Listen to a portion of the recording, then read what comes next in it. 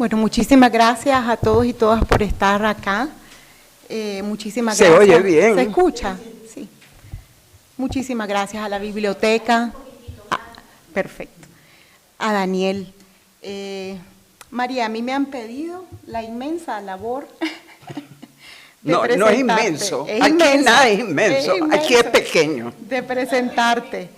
Y cuando Daniel me lo pidió, tengo que confesar que yo dije, qué honor, ¿qué puedo decir yo de la María que tiene una vida tan bien vivida en el sentido de vivir eligiendo cada día? Si algo la caracteriza es su capacidad de elegir la vida que ha elegido vivir, porque tiene muchas vidas en una sola. Pero además defenderla como ha sido la vida de María. Hay tantas cosas que decir de vos, María, que como les decía, la tarea me puso nerviosa desde el momento en que Daniel me lo pidió. Pero aquí estamos y decidí honrarte, no desde la información que todas las que estamos acá podemos encontrar en internet sobre vos, porque hay mucha información. Ese era el peligro. Porque hay una manera de buscarnos, googlear. Entonces ya ven la dictadura, lo que dijimos, lo que hacemos. Ese es el peligro, el Google. Pero yo quería dar una mirada más íntima de lo que para mí y para otras muchas mujeres en Nicaragua ha significado María, pero también para la niñez nicaragüense. Esos niños que ustedes ven ahí afuera, que son niños y niñas nicaragüenses, han crecido con los cuentos de la María. La primera vez que yo leí sobre la María, o que yo vi el nombre de María López, fue con un clásico, que ya es clásico en Nicaragua. Un huehue me contó. Es su primer libro de literatura infantil. Me lo habrá leído mi mamá después de los 90, porque en los 90 fue cuando yo estaba más joven, por supuesto, y entonces en los 90 yo pude tener una versión impresa y cuando ya se empezó a vender en las librerías nicaragüenses. Pero no fue sino hasta en el 2009 que tuve la versión linda del Fondo de Editorial Libros para Niños, que es muy linda, tengo que decir. La primera vez, sin embargo, que yo recuerdo haber visto el rostro de la María, fue en 1998.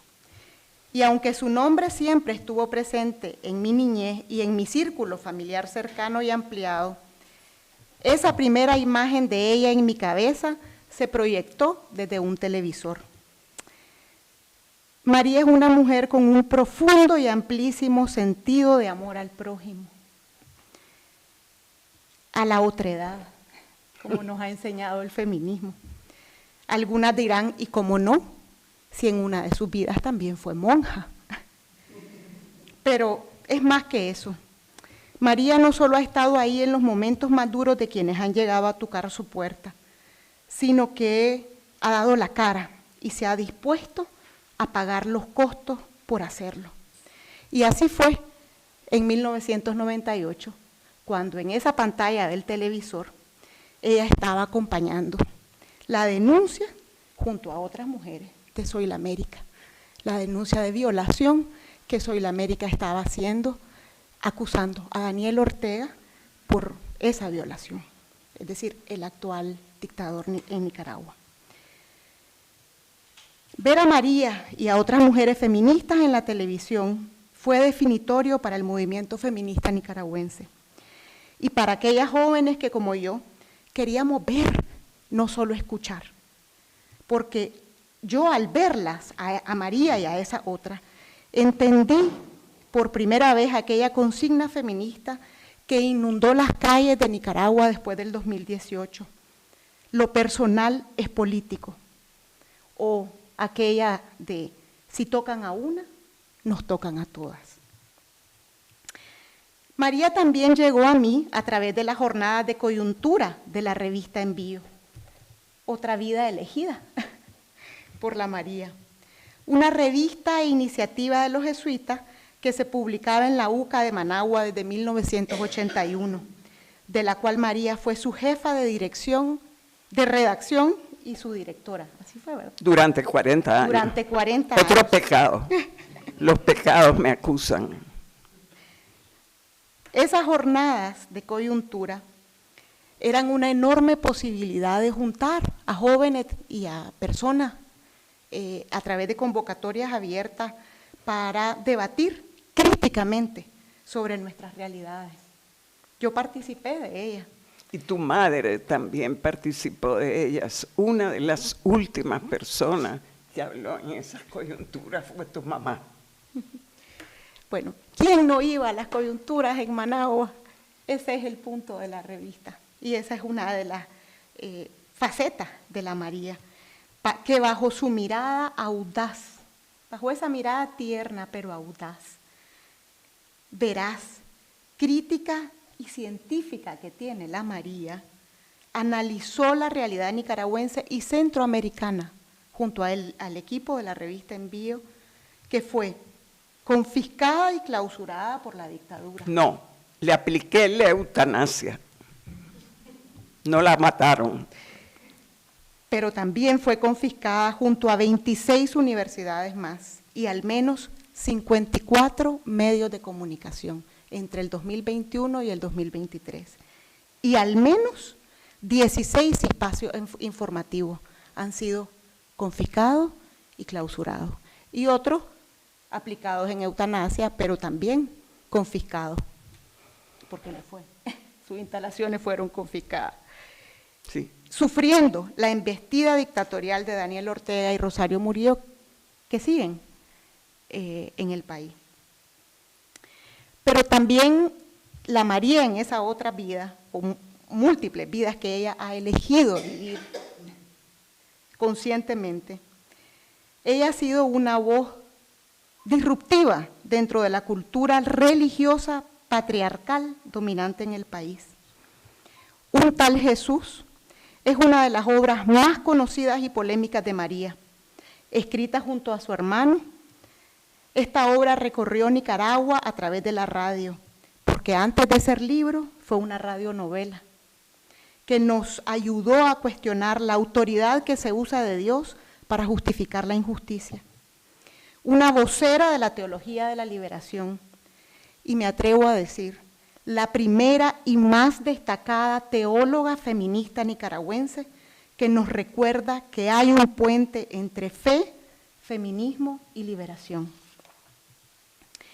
Ella, junto a mi abuela Pinita, me han hecho creer que otro Dios es posible y que ética, justicia, derechos y liberación siempre van de la mano. Pero María, la mujer de carne y hueso que tengo aquí a mi lado y a la que quiero y admiro tanto, esa mujer de carne y hueso, como la canción de Luis Enrique, llegó a mí especialmente a través de mi hija en el 2016.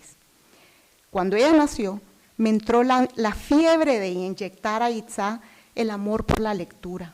Todavía no lo logro. Es una tarea de todos los días. Pero sobre todo, me entró la fiebre de inyectarle el amor por nuestro país, por nuestra querida Nicaragua, de mostrarle un camino florido de palabras, palabras cercanas, cotidianas, cargadas de humor, inteligencia y alegría. Y semejante ambición solo podría ser completada con María López Vigil. Y ¡zas! Compré todos los cuentos de la editorial Libros para Niños de la María. Ella, mi hija, no la María, me pedía repetidamente, no un huevo me contó, sino Los dientes de Joaquín y La lechera y el carbonero. Esos eran sus favoritos. Esos cuentos, junto a María y mis recuerdos de imágenes y vivencias de otros tiempos con mi hija, me arrullaron y me dieron fuerzas para sobrevivir 608 días de cárcel en confinamiento en solitario y sin acceso a nada material, a los que me sometió la dictadura de Daniel Ortega y Rosario Murillo por pensar críticamente como ella nos ha enseñado. Asimismo, hoy, en este momento, permanecen más de 73 personas de las cuales 16 son mujeres, con hijos como mi hija. En esos días de soledad y encierro, María llegó a mí en el rostro de mi hija. Me imaginaba contándole los cuentos que le leía, sonriendo con ella frente al negro carbonero en calzoncillos, o viajando por el mundo junto a Itzá como Joaquín, lejos de la soledad de mi celda y el terror que abrazaba a mi familia, pero con la ilusión de volver a Mariflor, a mi casa, a mi hamaca, a mi playa. Porque siempre, como dice María en ese cuento de Los dientes de Joaquín, siempre hay un juego en todo amor. Y Nicaragua para mí sigue estando en Miraflor. María se hizo presente, estando yo presa. Se plantó en mi casa en el cumpleaños número 6. ¿Se acuerdan que les decía que ella no es solamente el don vivo del amor al prójimo, es que lo hace realidad? Pues así hizo. Se plantó en mi casa en el cumpleaños número 6 de mi hija y le hizo un cuento. Y ahí, frente a todos sus amiguitos, lo contó.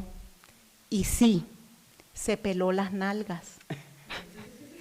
Como parte de su actuación, porque ya verán que además de escritora infantil, es una cuentista que nos hace reír y que nos alegra la vida. Pues se peló las nalgas frente a todos esos niños como parte de su actuación. Todo esto lo supe de voz de mi mamá en una visita en la cárcel.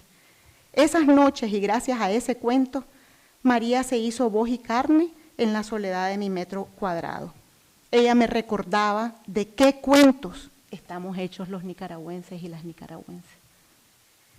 María, como yo, es parte de las más de 600.000 personas nicaragüenses que desde el 2018 hemos tenido que salir del país por razones políticas. En este cuarto habemos tal vez la mitad, o un poquito menos de ese número. Un éxodo masivo y sin precedentes en la historia reciente de Nicaragua. Eso significa que desde el 2018, más del 12% de la población nicaragüense, equivalente a 5.8 millones de personas en España, si fuese en relación a la población española, nos hemos visto expulsados de nuestras tierras, desnacionalizados, confiscados, por una dictadura criminal, como es la dictadura de Daniel Ortega y Rosario Murillo en Nicaragua. María, como esos miles, a oscuras, por caminos y quebradas fronterizas, en silencio y con dolor, debió dejar su casa, sus calles y sus andadas por Managua. Los dejó colgados como recuerdos en sus paisajes de los rompecabezas que arma cotidianamente. Ahora, armados en otro cuarto y al pie de otra llanura, pero llena de esperanza, de esa esperanza que solo dan la ilusión del retorno, porque María, aquí, allá o en Acuyá, le seguirá diciendo a los poderosos con esa sonrisa burlona y esa mirada desafiante y bondadosa, pero inteligente: sí, aún hay otro mundo posible, aunque no te guste, aquí seguimos vivitas y coleando. Bueno, me pongo a llorar yo y me perjudica el personaje. A ver, he hablado de un largo trayectoria. Sí, tengo 81 años. ¿Cómo empecé yo a escribir? Porque esto es de escritores en el exilio. Estoy en el exilio y he sido escritora de muchas cosas. Tengo 4 sombreros. Este es el sombrero que primero me puse. Bueno, no sé de qué es este sombrero, pero lo primero que yo escribí que tuvo peso, porque uno escribe, toda la gente escribe, ¿verdad? Poemitas, cartas, pero lo primero que yo escribí que tuvo peso es esa obra, que es un tal Jesús. O sea, la teología de la liberación fue un momento estelar de América Latina, un momento en que cambió América Latina mucha gente, la gente más buena. Eso me movió y movió a mi hermano José Ignacio. Yo fui monja, él fue cura jesuita. Lo dejamos porque se nos quedaba apretado el zapato y pequeña la ropa. Hay que ponerse un extra large para hablar de Jesús. Y la iglesia piensa más en Cristo que en Jesús.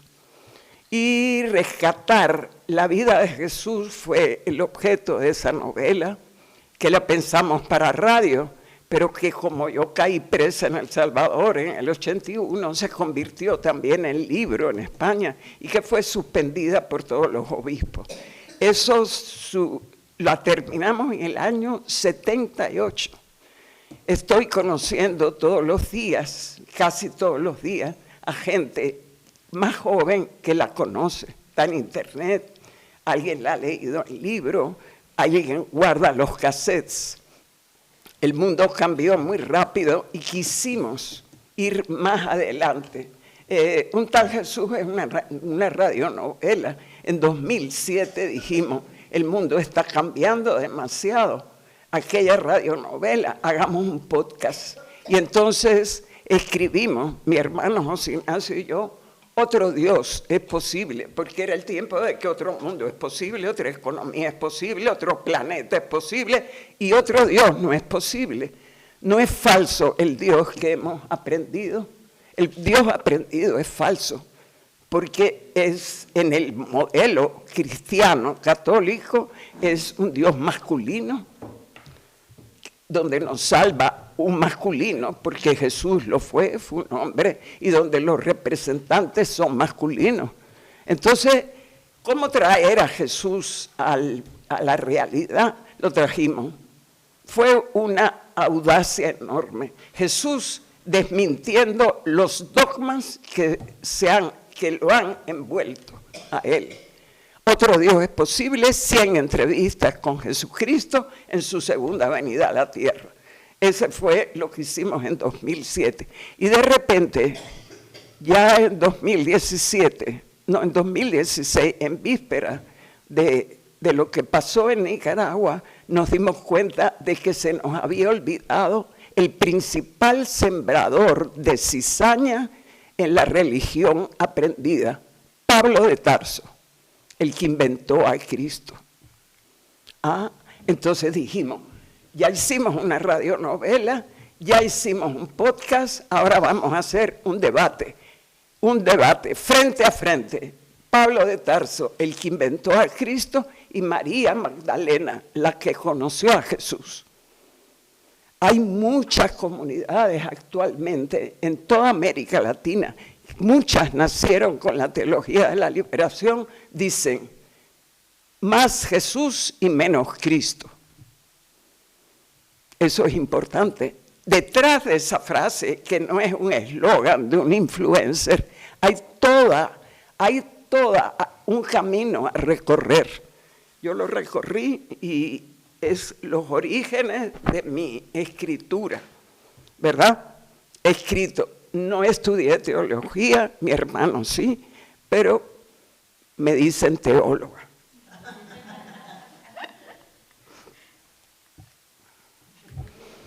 Pero tengo otro sombrero.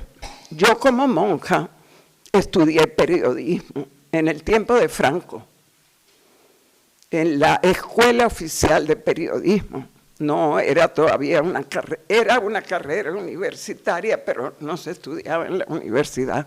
Estudié en Barcelona, cuando el ministro Fraga Iribarne dictaminó que todas las publicaciones de España, aunque fuera la revista que las monjas teresianas enviaban a sus colegios, tenían que tener un diplomado en periodismo. Entonces yo fui del último grupo que estudió en la Escuela Oficial de Periodismo de Barcelona, con hábito.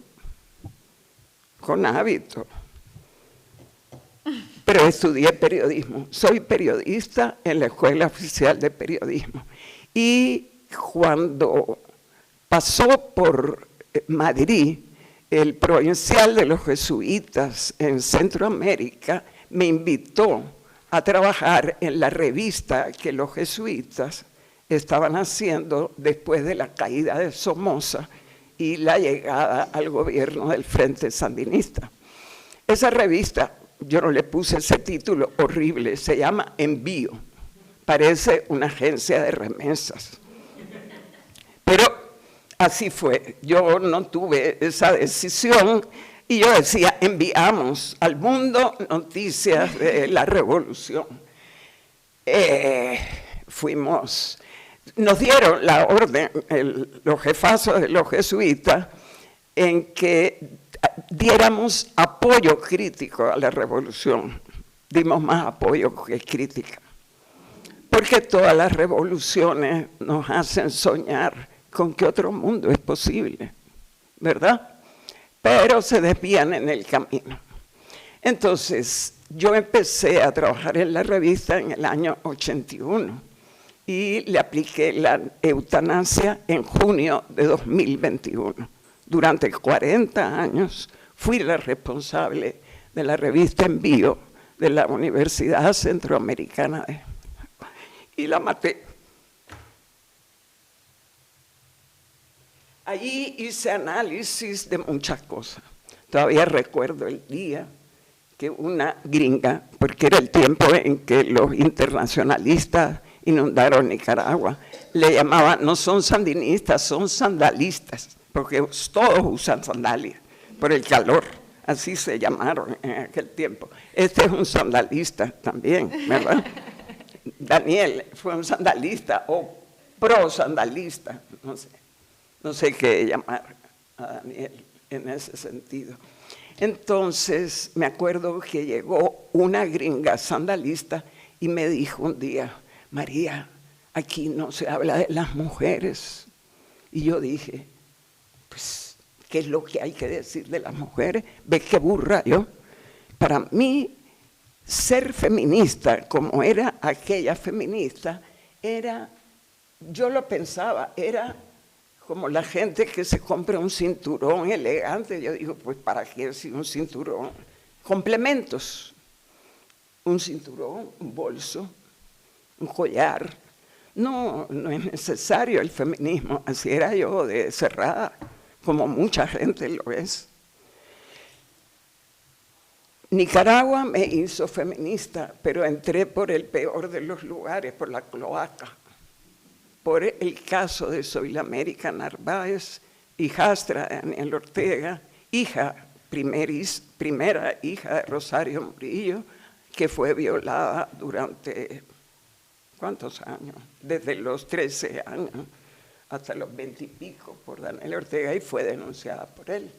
Un verdadero caso que hubiera cambiado la historia de Nicaragua. Yo estuve muy cercana a ella y a través de esa cloaca yo me hice feminista. Me declaré feminista en 1998 en frente de muchas mujeres que lo eran y les pedí que me enseñaran. Yo era aprendiza de feminista. Y pronto, y esos son los sombreros, comprendí que el primer problema que tiene el feminismo es la religión aprendida. La religión tradicional es el primer problema que tiene el feminismo.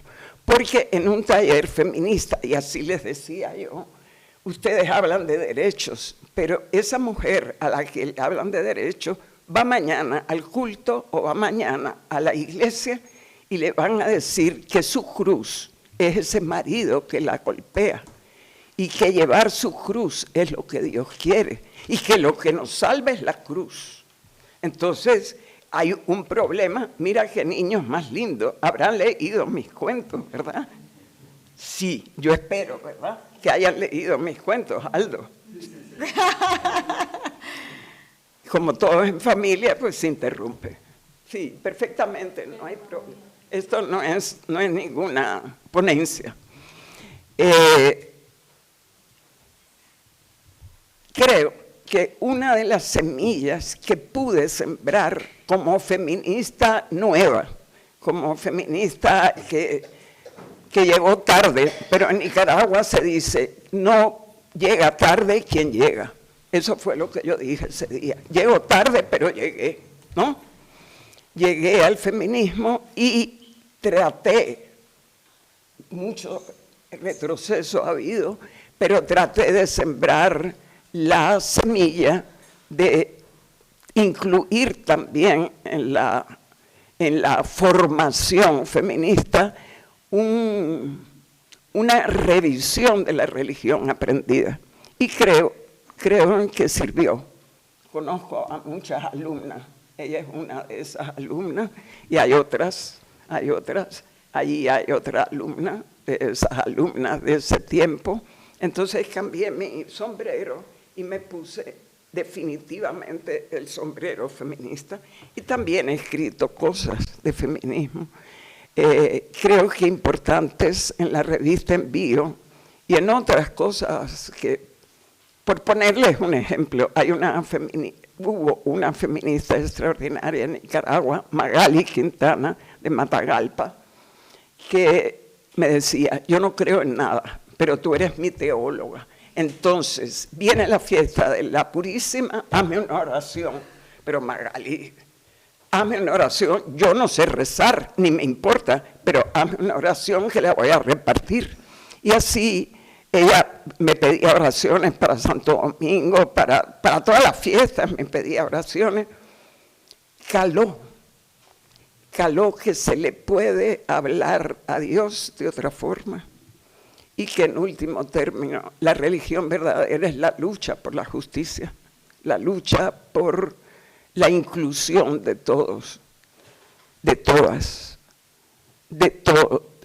Vivimos en un tiempo en que el peor enemigo que tiene la democracia hoy, pero el mayor de ellos es el Dios de quien habla Netanyahu,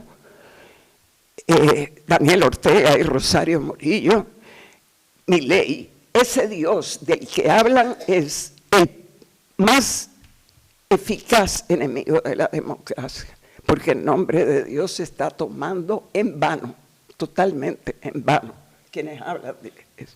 Entonces, ese sombrero también sirvió. Y en Nicaragua, y por eso me trajo Daniel aquí, porque eso era lo que él conocía de mí, se dio cuenta ahora que tengo 3 sombreros, ¿no?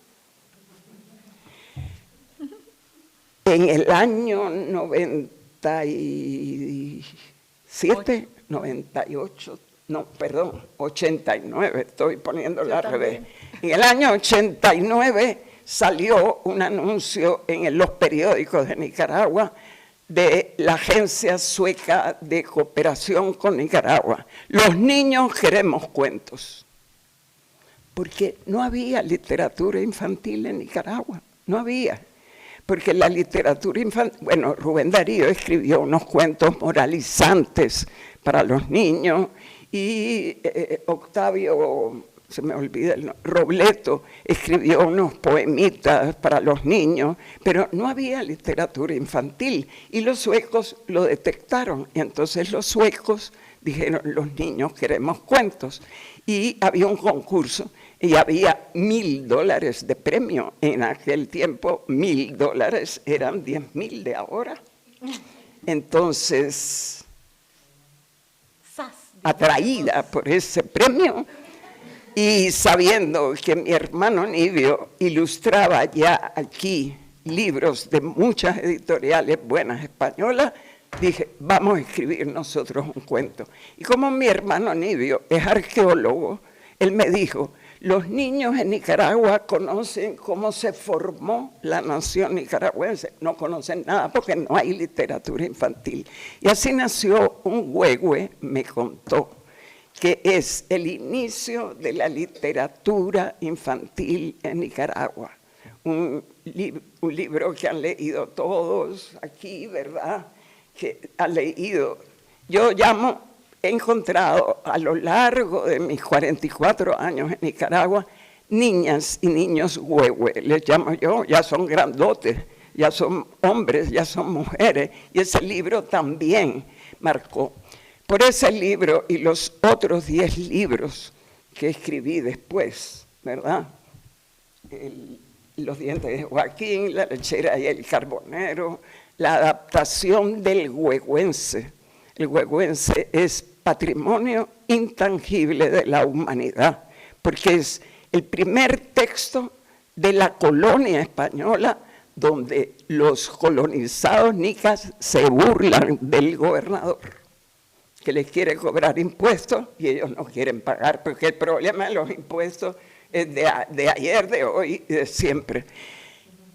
Tiene un premio, pero no se entiende, porque no se entiende. Sí, hay que traducirlo a un lenguaje actual. Ese fue el cuarto que hicimos, siempre con Nibio. Después las 5 noches arrechas, las tradiciones de miedo de Nicaragua, la Carretanagua, el Cadejo, así hasta la guía del Pipián, que era cuando ya la cosa estaba muy fea en Nicaragua, ya estaba la dictadura en el poder, ya se veía que la cosa venía mal, y yo tomé esa frase que se dice en Nicaragua al pipián. El pipián es el calabacín, lo que se parece más es el calabacín. No sé cómo crece el calabacín, pero el pipián crece en la tierra. En el piso estoy, pero floreando. Así andamos los nicaragüenses ahora. En el piso estamos, pero floreando. Va a florecer Nicaragua. Entonces, por eso me dieron un premio. Los franceses me nombraron caballero de la Legión de Honor de Francia, en gran medida por la literatura infantil, también por otras cosas. ¿Cuántos premios has recibido ya? Después, la Organización de Estados Iberoamericanos me dio el premio Cervantes Chico de Literatura Infantil y Juvenil, que se estrenó con eso en Alcalá de Henares, lo recibí en 2019. Y hace 48 horas le acaban de avisar a la María que está nominada a uno de los premios europeos y mundiales, ¿verdad?, más importantes, que se llama Astrid Lindgren Memorial Award. Es la autora de Pipi Calzas Largas. Esa autora da nombre al premio, diríamos, Premio Nobel de Literatura. No voy a ganar, pero me nominaron.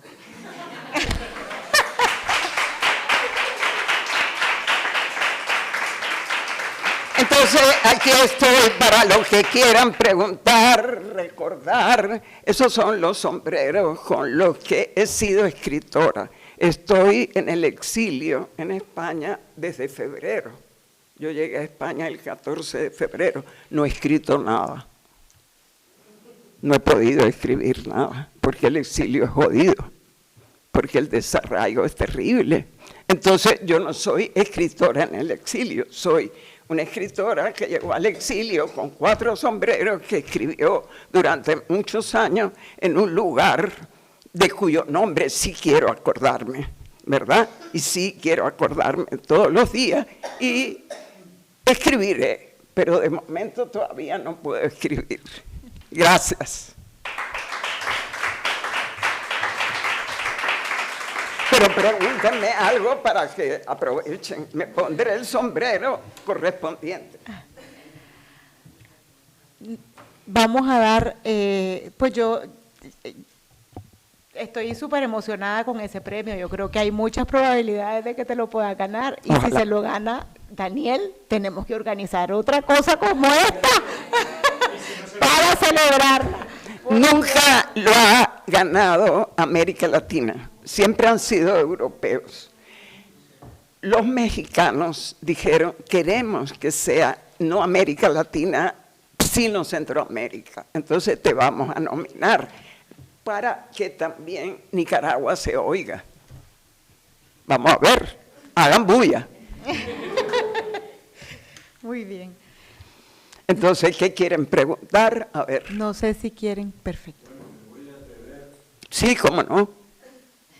Nosotros nos hemos visto 3 veces. Yo soy Esteban Velázquez, un jesuita que vivía en Morazán, con Rogelio Monser. Ah, con Rogelio. Claro, que tú escribiste un libro. Sí. Y nos vimos en Ajá.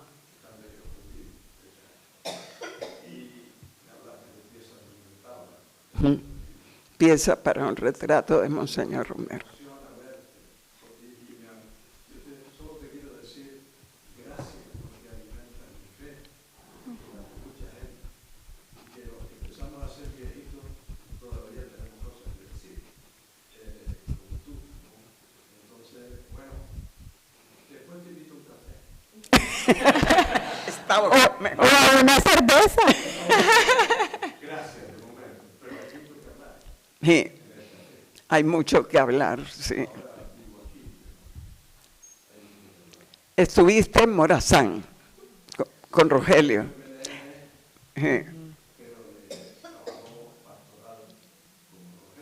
Sí.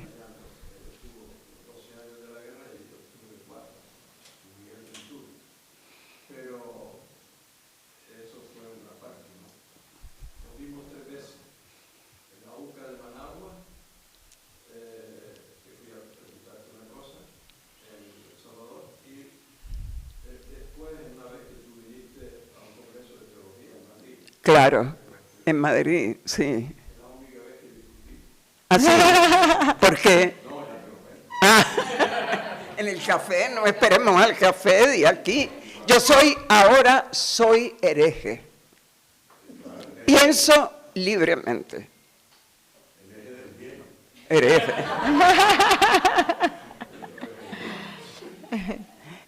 Sí, yo escribí en una larga entrevista con Rogelio Poncel, un sacerdote belga que acompañó a la guerrilla salvadoreña, cuando también pensábamos que estábamos llegando al reino de Dios. Y ya ven el reino de Bukele, qué cosa.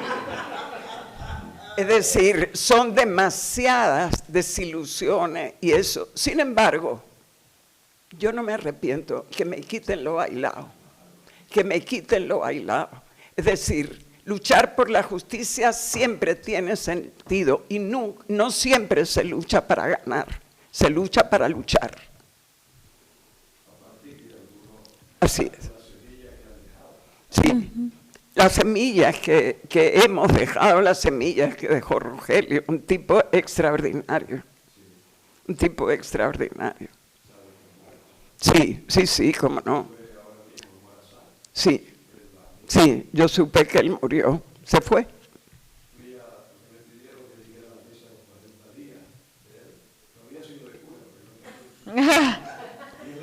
¿Tú sigues de cura? Ah, bueno. Jesuita. Ajá, está bien. A ver. Yo quiero hacer una pregunta. María, desde el Huehue, como estamos hablando de literatura infantil, pero es imposible de vincular tu literatura con el contexto y la realidad, que es parte del aprendizaje también de la teología de la liberación. Puedes decir, todo texto fuera de contexto es pretexto. Y tus textos aún de literatura infantil han estado siempre vinculados. Tienen garra. Tienen garra. ¿Qué pasó entre un Huehue me contó y ese periodo en que pues no hubo, fueron muchos años entre un Huehue y luego creo que fueron los dientes de Joaquín después de un Huehue? Claro, un Huehue... Fueron como 15 años, ¿no? No tanto. Vos sos más buena en los números. Un Huehue me contó, ganó el premio, era muy bueno. Nidio además hizo 2 dibujos para que ganáramos, el de los animales, el de los búfalos y eso, y el del palo del cacao, que es el del mercado. Y los suecos dijeron, esto es lo mejor, ganamos. Los $1,000. Después no tenés que contar qué hiciste con los $1,000. Pues fíjame, no sé, realmente yo no puedo saber qué hice con esos $1,000. No, realmente no lo sé, la emoción fue tan tremenda. Lo que más me dolió es que dijeron, como era con seudónimo, yo puse Mojarra de Giloá y nadie sabía a la altura del año 89 que yo existía en Nicaragua, porque en Envío nadie firmaba nada. Éramos socialistas, entonces nadie firmaba nada. Entonces me llamaron, y quién sabe quién es el nombre cuando salió mi nombre, porque decían que era Tomás Borges o Yoconda Belli, la mojarra de Giloa. Bueno, vean qué extremo. Entonces el libro se imprimió en Suecia, se editó en Suecia con pasta dura, eso era imposible en Nicaragua, tiraron 10.000 ejemplares, eso era demasiado para Nicaragua, se metieron en un barco y el barco quedó atrapado en Panamá porque fue el golpe de Estado que se le dio a Noriega. O sea, el barco no pasó el canal. Y cuando llegó a Nicaragua ya no había revolución, porque habían sido las elecciones del 90. Para que ustedes vean que estos lodos vienen de aquellos polvos. Viene un día a mi oficina de envío, lo pueden conocer, Melvin Wallace. Algunos conocen a Melvin Wallace.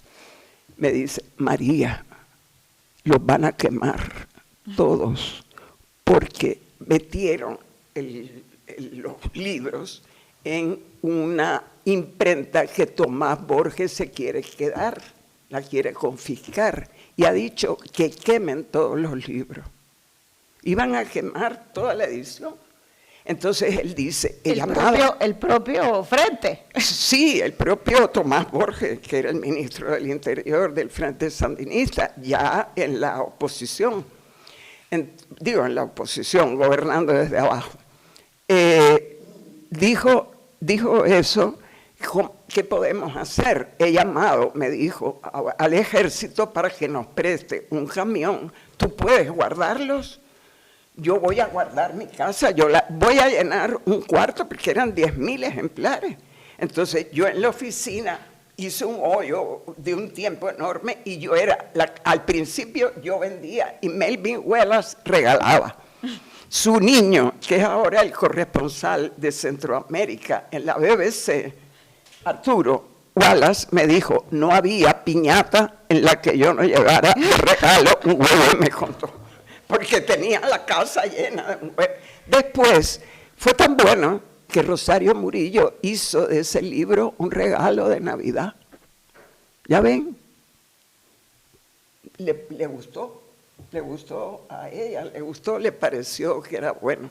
Entonces, hay un espacio muy grande porque son los años de la posrevolución, son años caóticos, confusos, y el libro de los dientes de Joaquín, yo lo iba a hacer, el cuento yo lo hice para la editorial SM.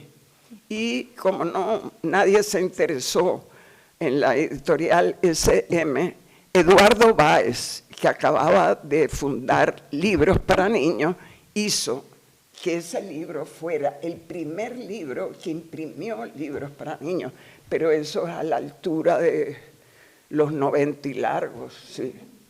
Los 90 y largos, porque caímos en la democracia, pero la democracia fue un tiempo muy confuso.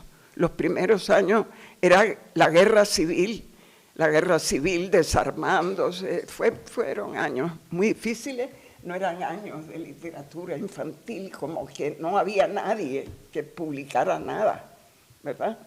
Entonces, sí, después ya agarré más fuerza, el huehuense me interesó. Fue el primer libro que yo compré en Nicaragua, porque yo soy nacida en Cuba, y José Martí le echó un gran piropo al huehuense cuando lo conoció.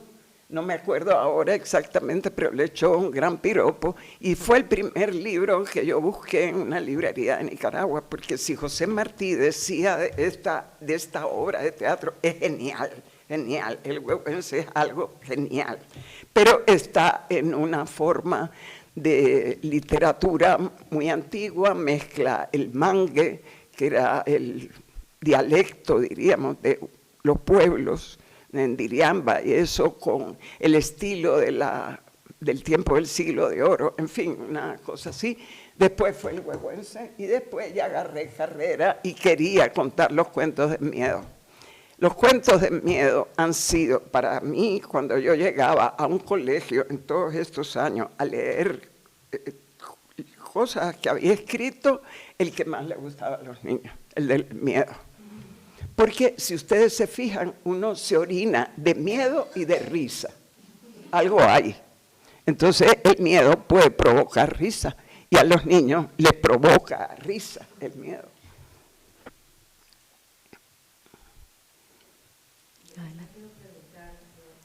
¿Alguien?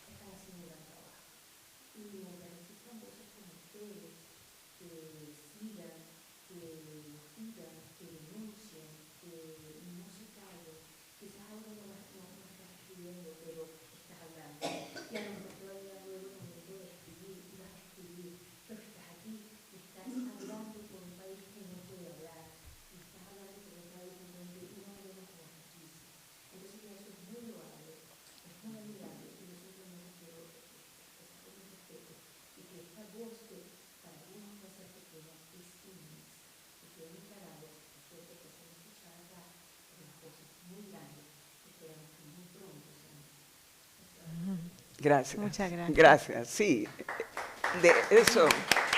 Eso es lo que no queremos. O sea, si hablamos, no nos ganaron. Ni pudieron, ni podrán.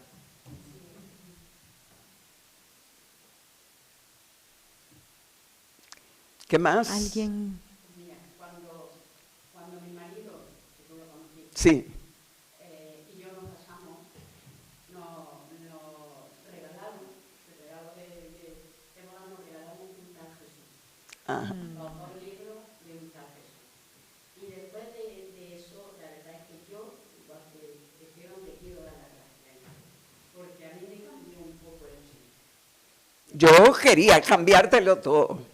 Esto no lo tenía cambiado, pero a mí me cambió el tal Jesús de San. Sí. Y de verdad me quiero dar las gracias. Luego después compré el otro, compramos el otro. Otro Dios es posible. Claro. Y lógicamente eso. Así que yo también me quiero dar una anécdota, pero te la digo. Gracias. Gracias. O sea, me alegro porque cumple su misión. Yo he escrito toda la vida. Yo no me siento escritora. Yo me siento una narradora que a veces tiene que escribir. La teología que hay en un tal Jesús y que hay en otro Dios es posible, es teología narrativa, no es especulativa, porque a Dios nadie lo vio jamás.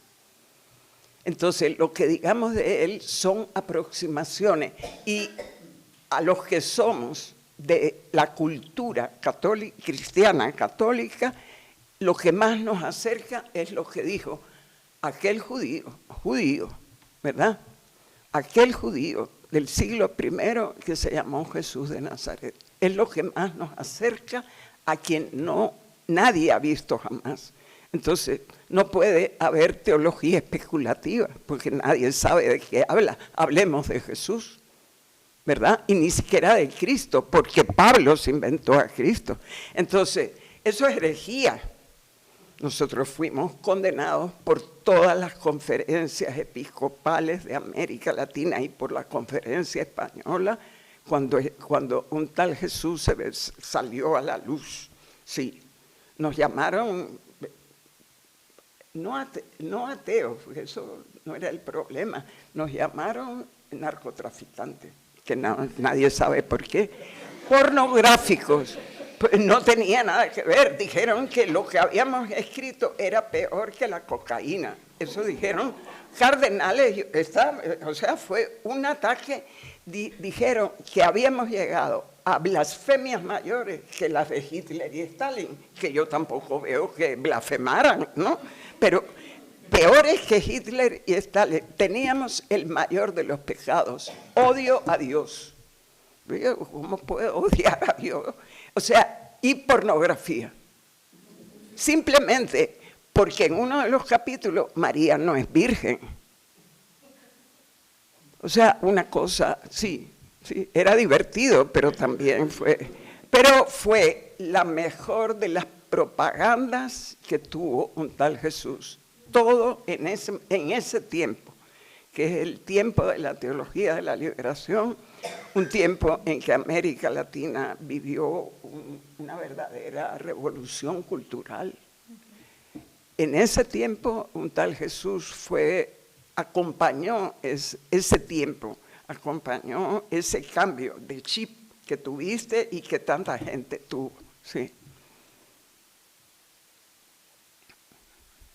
Yo quisiera que hablara de tu experiencia en la radio, porque no son los 40 años de la historia que vos has contado, pero sí tu incursión en la radio en distintos momentos, hablando con gente. El que es un radialista apasionado, que es ahí en Radialistas Apasionados donde están todas estas cosas que escribimos, tal Jesús, y otras más, porque por ejemplo adaptamos libros de Eduardo Galeano, Noticias de Última Ira, adaptamos, o sea, en los 500 años también escribimos otras novelas. El radialista es mi hermano, yo he sido más de prensa, de escribir, pero él ha sido un poco de hablar por radio. Sin embargo, en Nicaragua me entrevistaste muchas veces, estuve muchas veces en programas radiales, creo que estuve hablando más de cuestiones relacionadas con el feminismo, ¿verdad?, que de cuestiones religiosas. Un tal Jesús fue prohibido en Nicaragua durante la Revolución Sandinista por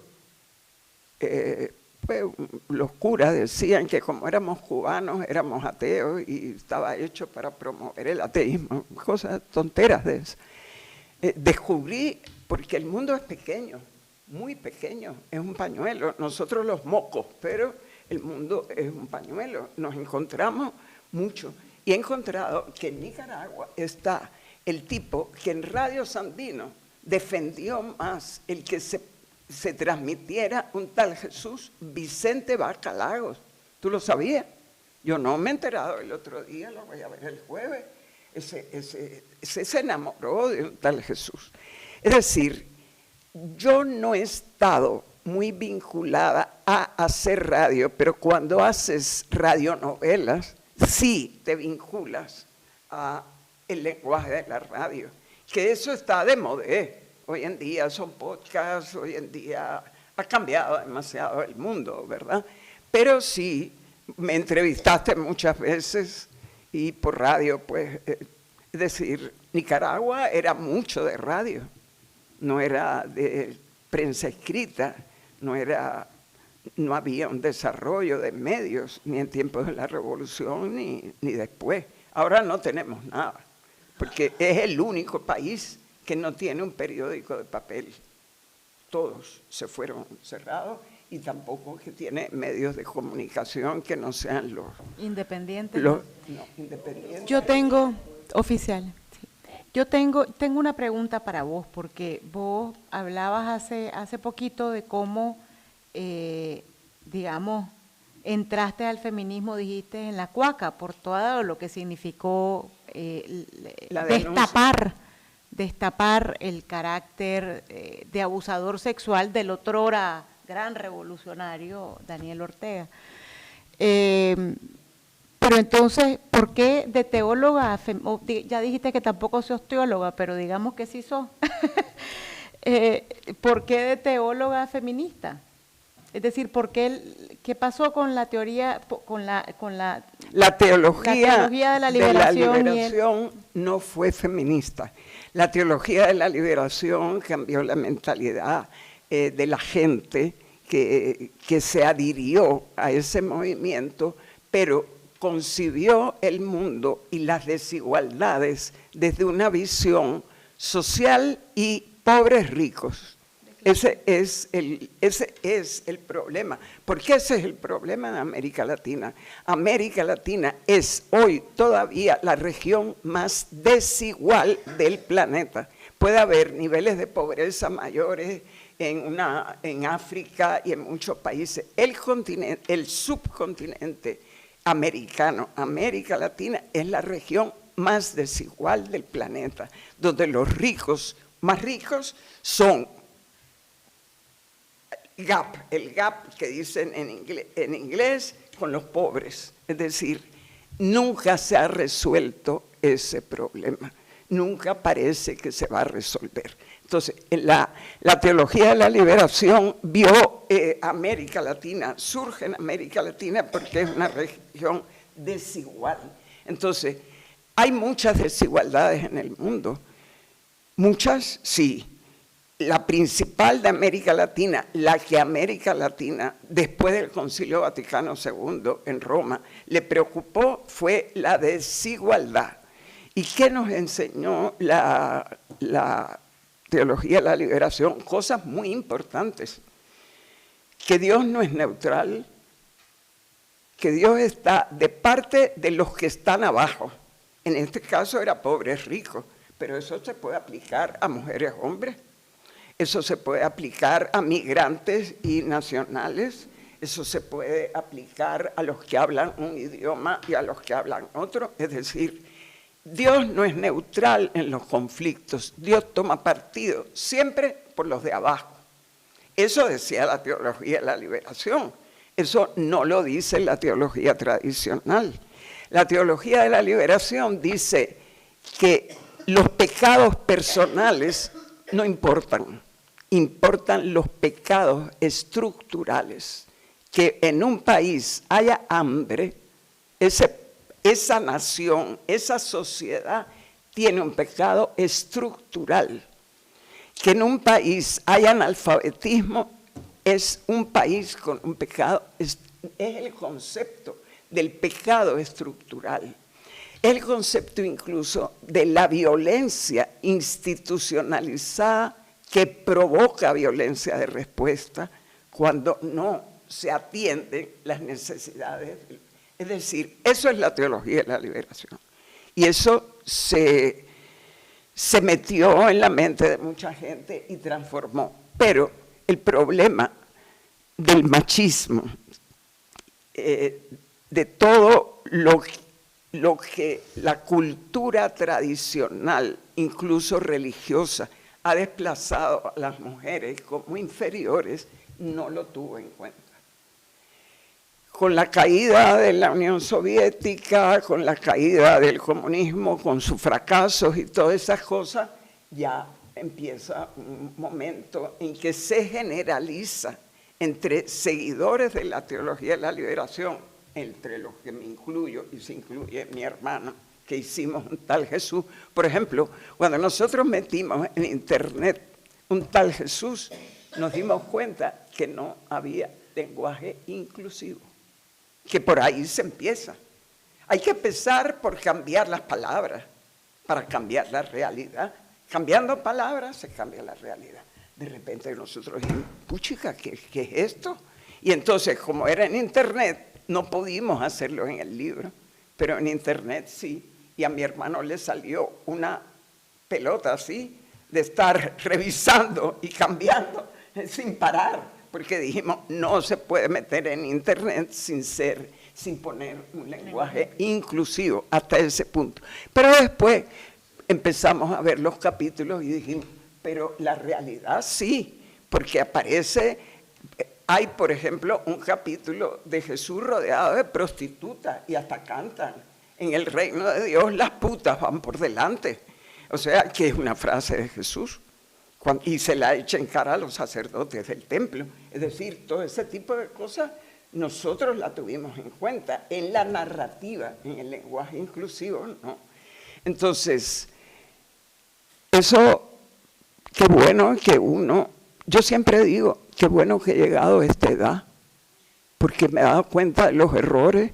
Hay mucha gente que se va a ir de este mundo más joven sin darse cuenta de que pudo aprender más, ¿verdad? Qué bueno que he llegado a esta edad. Entonces,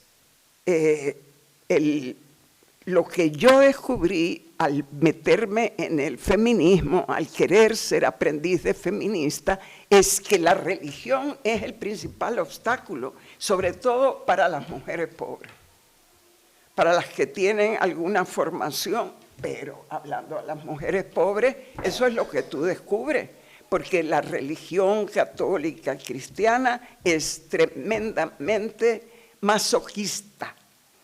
Es decir, yo a veces pienso, si a mi hermano lo hubieran apuñalado, jamás pondría yo una foto de mi hermano apuñalado en la casa. Lo quiero poner sonriendo, está vivo. Decimos que Jesús está vivo y en las iglesias hay un crucificado, herido, clavado, sufriendo en una de las formas de tortura más horribles que el mundo antiguo hizo. Y no es masoquismo eso.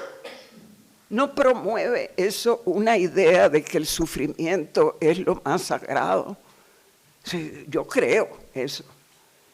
Es decir, el tema de la religión y el modelo que se ha predicado nos lleva directamente al masoquismo o a hacer sagrado el sufrimiento.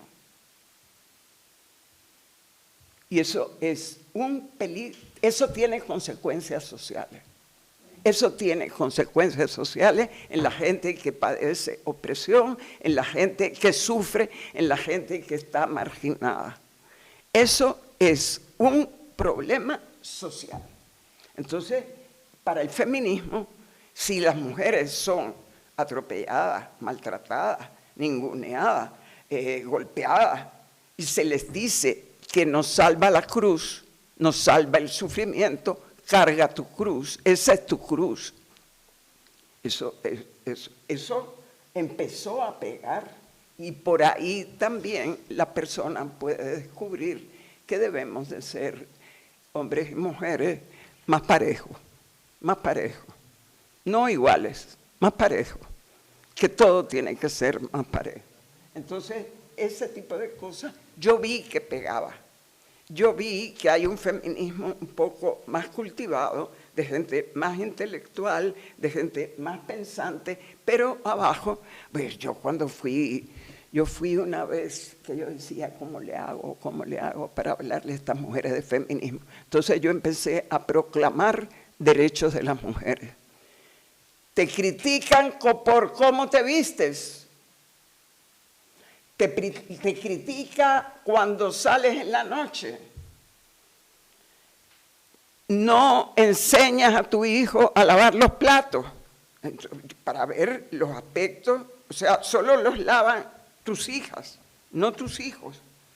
Tonteras así, para que entendieran eso, y de ahí se podía saltar a lo religioso, pero hay que empezar también. Entonces, yo me dediqué a los últimos años de mi vida, casi hablé más de feminismo que de política, pero por eso tengo sombrero, andaba yo con este sombrero, en marchas de mujeres,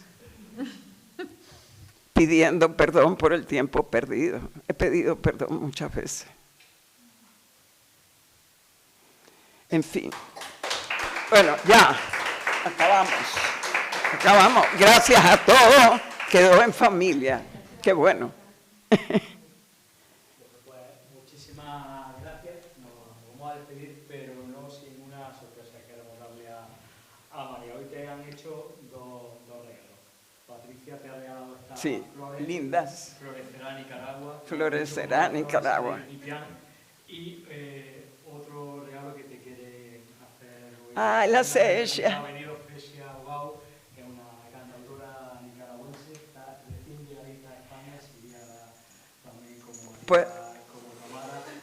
Y otro de los regalos que te quiere hacer Cecia, esta canción, porque igual que Nicaragua va a florecer, el canto, la voz no la van a callar nunca. Nunca. Y la vamos a despedir hoy con Que se venga para Cecia acá. Ogao. Las mujeres de mi tierra.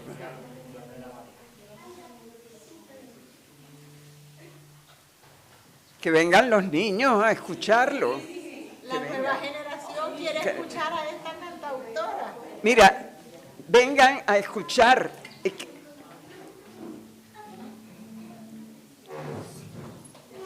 Así que tú viniste a cantar. Qué linda. Fíjense que él va a cantar las mujeres. Sí. Va a cantar un canto por el que he llorado en 2018 cada vez que lo pasaban por la radio. Pero un día me espanté porque vi que en uno de los videos estaba yo gritándole a un antimotín en la cara, que eso sucedió antes del 18. Y yo dije, me jodieron.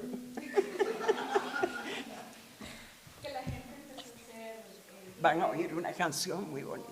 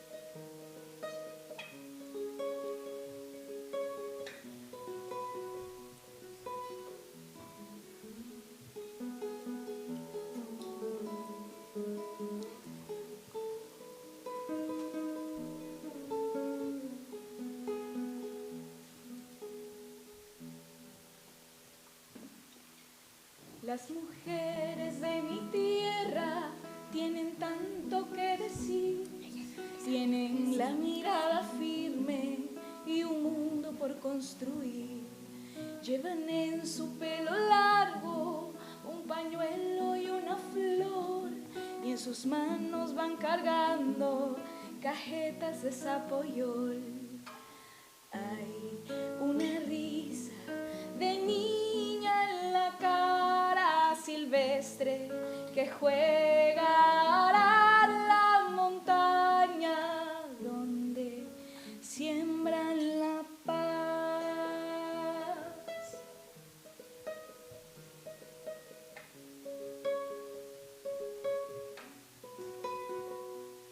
Las mujeres de mi tierra llevan en su corazón las historias de una guerra que ganaron sin batallón, y se saben los secretos de la luna con el sol para luego compartirlos con los nietos que tienen hoy. Ay, han vivido de pie entre tormentas luchando por su lugar en la tierra sin miedo y para triunfar. Las mujeres de mi tierra se entregan al amor por la vida y no niegan sus raíces ni su son. Gritan alto: yo soy libre como mariposa en flor, y con valentía enfrentan lo que conocen y lo que no. Las mujeres de mi tierra se entregan al amor por la vida y no niegan sus raíces y su son. Gritan alto: yo soy libre como mariposa en flor, y con valentía enfrentan lo que conocen y lo que no.